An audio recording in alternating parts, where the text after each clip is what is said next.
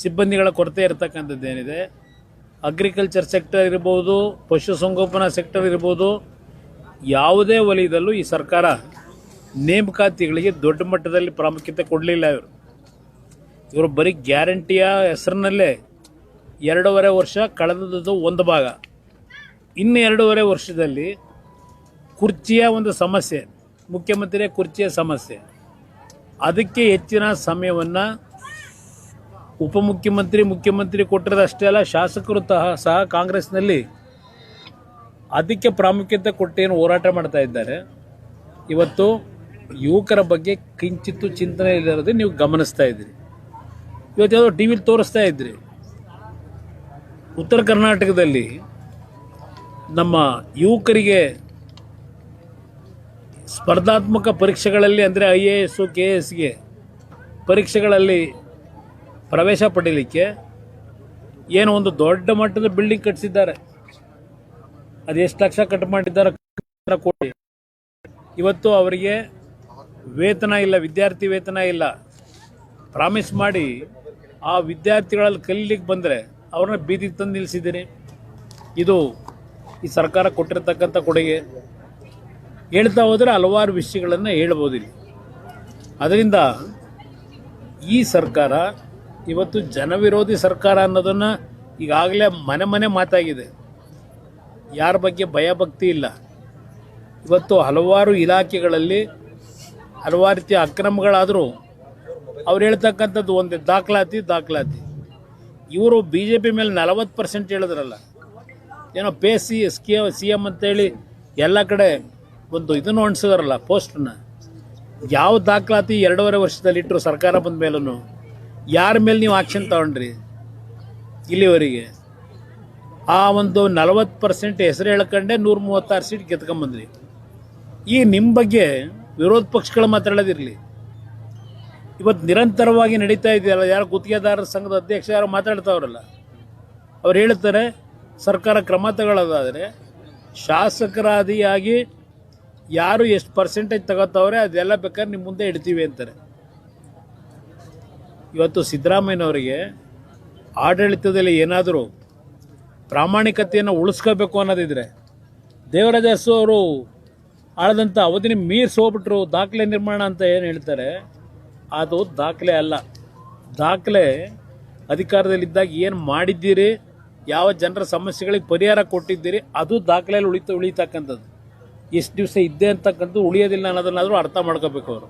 ಅದರಿಂದ ಇವತ್ತು ಈ ಸರ್ಕಾರಕ್ಕೆ ಕಿಂಚಿತ್ತು ಜನತೆಯ ಬಗ್ಗೆ ಭಯಭಕ್ತಿ ಇದ್ದರೆ ಈ ಡ್ರಾಮಾಗಳನ್ನೆಲ್ಲ ಬಿಟ್ಟು ಒಂದು ಇನ್ನು ಮುಂದಿನ 2 ವರ್ಷವಾದರೂ ಸರಿಯಾದ ರೀತಿ ಆಡಳಿತ ಕೊಡಿ ಅಂತಕ್ಕಂಥದ್ದನ್ನು ಆಗ್ರಹ ಮಾಡ್ತೀವಿ. ಇನ್ನೂ ಸಹ ಮುಂದುವರೆದಿದೆ. ಅದ್ರ ಜೊತೆ ಪತ್ರವನ್ನು ಬರೆದಿದ್ದಾರೆ ಶಾಸಕರು, 30ಕ್ಕೂ ಹೆಚ್ಚು ಶಾಸಕರು. ಯಾರಿಗೆ ಪತ್ರ ಬರೆದಿದ್ದಾರೆ, ಯಾರಿಗೆ ಸೇರಿದೆ ಅದು ಹಾಗಂತ ಹೇಳ್ತಾರೆ. ಹೈಕಮಾಂಡ್ ಇದೆಯಾ?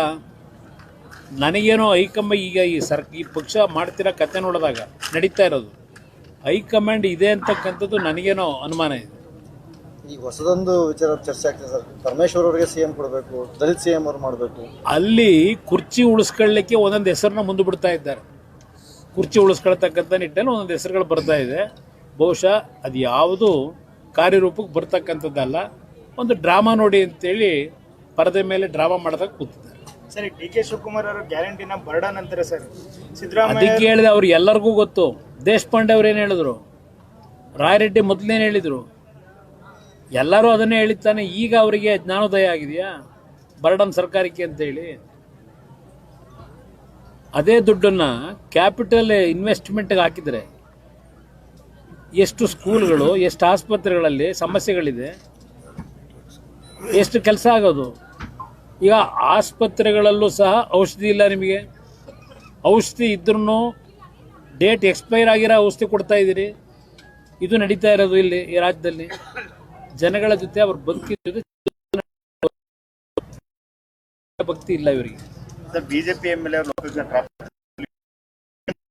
ಕೆಲವೊಂದು ಆಡಿಯೋಗಳು ತುಂಬಾ ಓಡಾಡ್ತಿದ್ದಾವೆ. ಅದು ನನಗೆ ಅಷ್ಟು ಗೊತ್ತಿಲ್ಲ, ಅವ್ರ ಪರಿಚಯನೂ ನನಗೆ ಅಷ್ಟೊಂದು ಆತ್ಮೀಯವಾಗಿ ಏನಿಲ್ಲ. BJP ಶಾಸಕರು ಏನು ಮೊನ್ನೆ ಒಂದು ಘಟನೆ ನಡೆದಿದೆ, ಷಡ್ಯಂತ್ರ ನಡೆದಿರ್ತಕ್ಕಂಥದ್ದು ನಿಜವೇ ಆಗಿದ್ರೆ ಎಂತೆಂಥ ತನಿಖೆಗಳು ನಡೆಸಿದ್ರು. ಅವ್ರ SIT ಭಾಳ ಅತ್ಯಂತ ಅದ್ಭುತವಾಗಿ ಕೆಲಸ ಮಾಡ್ತಕ್ಕಂಥ SIT. ಆ SIT ಬಹುಮಾನಗಳು ಬೇರೆ ಕೊಡ್ತಾರೆ. ಸಮಾವೇಶದ ನಾಳೆ ದಿನ ಆ ರೀತಿಯ ಸಮಾವೇಶ ಬಿಜಾಪುರದಲ್ಲಿ 8ನೇ ತಾರೀಕು ಬೆಂಗಳೂರು ನಗರದಲ್ಲೂ ಸಹ ಈ ಒಂದು ಬೆಳ್ಳಿ ಹಬ್ಬದ ಆಚರಣೆಯ ಕಾರ್ಯಕ್ರಮ ಅಲ್ಲೂ ದೊಡ್ಡ ಮಟ್ಟದಲ್ಲಿ ನಡೀತಕ್ಕಂಥದ್ದಕ್ಕೆ ಈಗಾಗಲೇ ಸಿದ್ಧತೆ ನಡೀತದೆ. ಸರ್ ಎಲ್ಲೇ ಹೋದ್ರು ಕುಮಾರಸ್ವಾಮಿ ಅವರು ಮುಂದಿನ ಮುಖ್ಯಮಂತ್ರಿ ಅಂತ ಜನ ಹೇಳ್ತಾರೆ. ರಾಜ್ಯ ರಾಜಕೀಯಕ್ಕೆ ಅತಿ ಶೀಘ್ರದಲ್ಲಿ ಬರ್ತೀರಾ ಅಂತ ನಾನು ಈ ಒಂದು ಸಂದರ್ಭದಲ್ಲಿ ಈಗಾಗಲೇ ಹಲವಾರು ಬಾರಿ ಹೇಳಿದ್ದೀನಿ, ನಾನು ಮುಖ್ಯಮಂತ್ರಿ ಆಗ್ತಕ್ಕಂಥದ್ದು ಮುಖ್ಯ ಅಲ್ಲ, ನನ್ನ ಜನರ ಬದುಕನ್ನು ಸರಿಪಡಿಸಬೇಕು. ಈ ಕೆಟ್ಟ ರೀತಿಯ ಸರ್ಕಾರ ಏನು ನೋಡ್ತಾ ಇದ್ದೀವಿ, ಈ ಸರ್ಕಾರ ಹೋಗ್ಬೇಕು. ನನಗೆ ಮುಖ್ಯಮಂತ್ರಿ ಆಗೋದು ಆಮೇಲೆ ಯಾರಾಗಬೇಕು ಅನ್ನೋದು ನೋಡೋಣ. ನನಗೆ ಬೇಕಾಗಿರೋದು ಸರ್ಕಾರ ತೆಗಿಬೇಕು ಅನ್ನೋದಕ್ಕೋಸ್ಕರವಾಗಿ ನಾನು ನಮ್ಮ ಒಂದು ಮೈತ್ರಿಯ ಒಪ್ಪಂದ ಇರತಕ್ಕಂಥ ನಮ್ಮ ಸ್ನೇಹಿತರ ಜೊತೆಯಲ್ಲಿ ಮಿತ್ರರ ಜೊತೆಯಲ್ಲಿ ನಾನು ಹೋರಾಟ ಮಾಡಬೇಕು ಅಂತಕ್ಕಂಥದ್ದು ಇದೆ. ಜನಗಳಲ್ಲಿ ಅವ್ರು ಕೂಗಬಹುದು, ಎಲ್ಲರ ಬಗ್ಗೆನೂ ಅವ್ರು ಯಾರ್ಯಾರ ಮೇಲೆ ಅಭಿಮಾನ ಇಟ್ಕೊಂಡಿರ್ತಾರೆ ಕೂಗ್ತಾರೆ ಮುಂದಿನ ಮುಖ್ಯಮಂತ್ರಿ ಅಂತ ಹೇಳಿ. ಅದಕ್ಕೆ ನಾವೇನು ಹಿಗ್ಗಬೇಕಾಗಿಲ್ಲ. ನಮ್ಮ ಹಣೆಯಲ್ಲಿ ಏನು ಬರೆದಿರ್ತದೆ ನಮ್ಮ ಕೈಲಿಲ್ಲ. ಯಾವುದೋ ಒಂದು ಶಕ್ತಿ ನಮ್ಮನ್ನು ಆಡಿಸ್ತದೆ. ಅದರಿಂದ ನಮ್ಮ ಕರ್ತವ್ಯ ನಾವು ಮಾಡಬೇಕಷ್ಟೇ, ಫಲ ದೇವರಿಗೆ ಬಿಡಬೇಕು. ಲೋಕಲ್ ಬಾಡಿ ಎಲೆಕ್ಷನ್ ಅಲ್ಲಿ ಮೈತ್ರಿ ಸಂಬಂಧಪಟ್ಟಂಗೆ ಮತ್ತೆ ಮಾತುಕತೆ ಇಂಗಿತ ವ್ಯಕ್ತಪಡಿಸಿದ್ದಾರೆ. ಇಲ್ಲ, ಇನ್ನೂ ನಾವು ಯಾವುದೇ ಮಾತುಕತೆ ಮಾಡಿಲ್ಲ. ಆದರೆ ಮಾತುಕತೆ ಮಾಡ್ತಕ್ಕಂಥದ್ದಕ್ಕೆ ಈಗಾಗಲೇ ಎರಡೂ ಪಕ್ಷದಲ್ಲಿ ಒಂದು ವಾತಾವರಣ ತಿಳಿಗೊಡಿಸೋದಕ್ಕೇನು ನಾವೇನೇನು ರಬ್ಬೇನಾಗಿಲ್ಲ. ಎರಡೂ ಕಡೆ ಇದು ಒಂದು ಒಪ್ಪಂದ ಆಗಬೇಕು ಅಂತಕ್ಕಂಥದ್ದು ಇದೆ. ಯಾವ ಸಂದರ್ಭಕ್ಕೆ ನಾವು ಕೂತು ಚರ್ಚೆ ಮಾಡಬೇಕು ಮಾಡ್ತೀವಿ.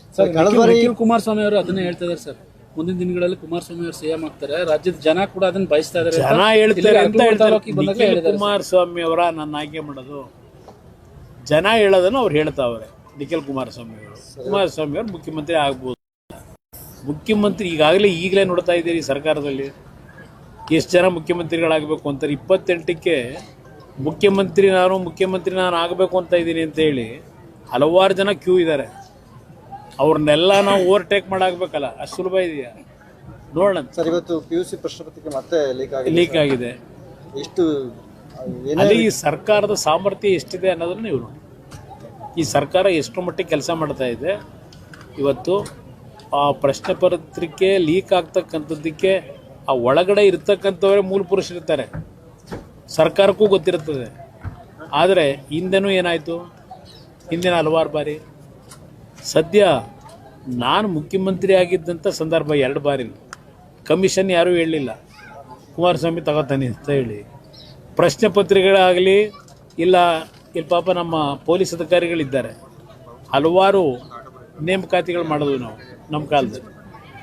ಯಾವುದೂ ಸಹ ಎಲ್ಲೂ ಸಹ ಹಣದ ವ್ಯವಹಾರಗಳಾಯಿತು ಅಂತಕ್ಕಂಥದ್ದು ಇಲ್ಲ, ಪ್ರಶ್ನೆ ಪತ್ರಿಕೆ ಲೀಕ್ ಮಾಡಿದ್ರು ಅಂತಕ್ಕಂಥದ್ದಾಗಲಿ ನನ್ನ ಕಾಲದಲ್ಲಿ ಸದ್ಯಕ್ಕೆ ಯಾವುದೂ ಆಗಲಿಲ್ಲ.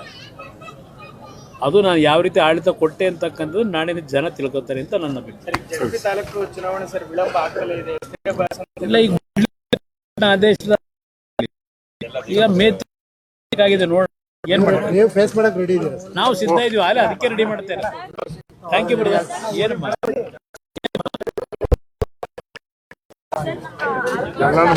ಏನೋ ತುಂಬಾ ಜನ ಡಾಕ್ಟರ್ ಆಯುರ್ವೇದಿಕ್ ಡಾಕ್ಟರ್ಸ್ ಇದ್ದಾರೆ.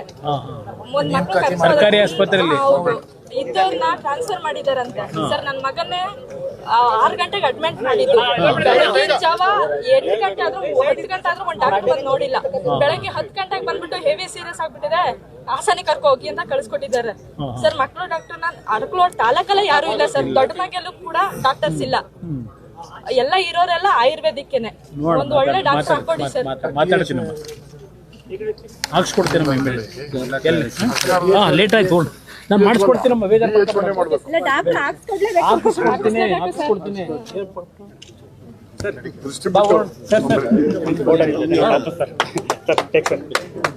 ಒಪ್ಪಂದ ಎಲ್ಲ ಡಿಲೇ ಮಾಡ್ತಾರೆ.